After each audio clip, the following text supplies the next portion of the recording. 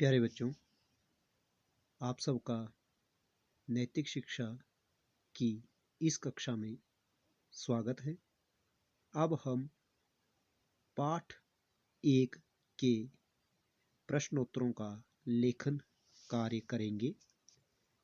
पाठ 1 ओम ध्वज, जो कि हमने पढ़ा था।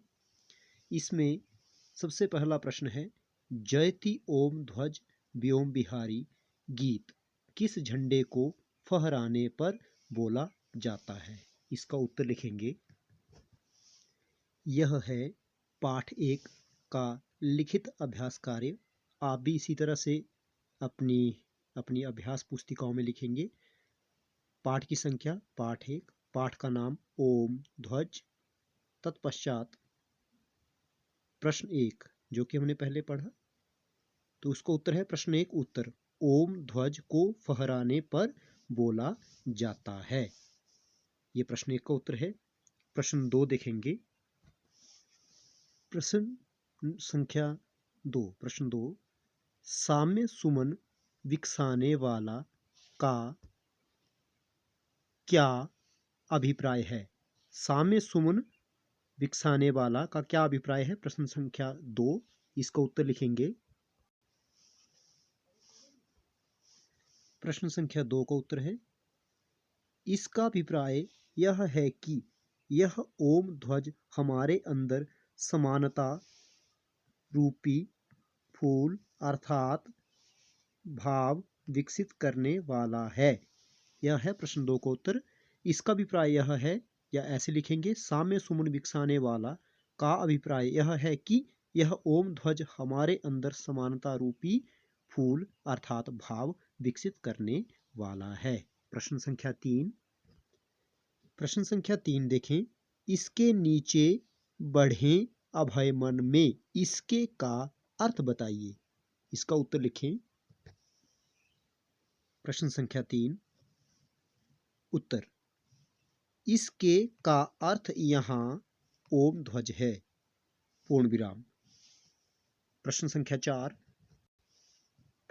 4 है, वेद ज्ञान के घर घर में भर जाने से क्या लाभ होगा? वेद ज्ञान के घर घर में भर जाने से क्या लाभ होगा? उत्तर लिखें। प्रश्न 4 का उत्तर, वेद ज्ञान के घर घर में भर जाने से सारे संसार में सुखद शांति फैल जाएगी तथा अविद्या रूपी अंधकार भी दूर हो जाएगा।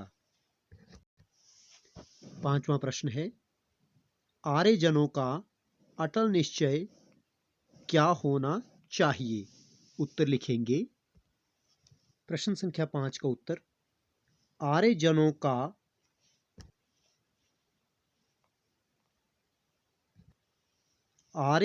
का अटल निश्चय आर्य जाति का सुयश अक्षय करना तथा सारी वसुधा को आर्य बनाना होना चाहिए।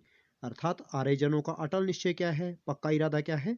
आर्य जाति का सुयश अक्षय करना और सारी पृथ्वी को आर्य बनाना, श्रेष्ठ बनाना।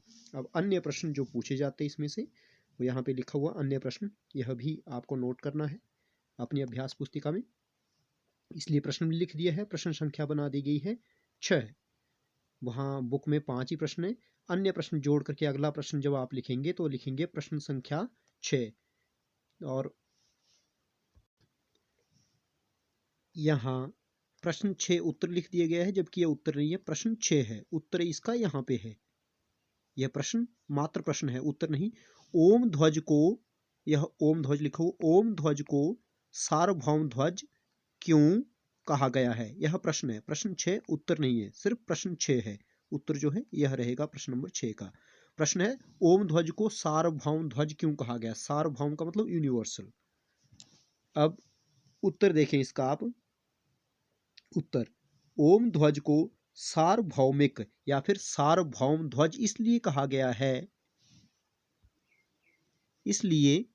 गया है क्योंकि यह ईश्वर का प्रतीक होते हुए हमारे जीवन को सभी क्षेत्रों में प्रगति करने की प्रेरणा देता है। यह हमें सभी मानवीय गुणों को धारण करने की प्रेरणा देता है।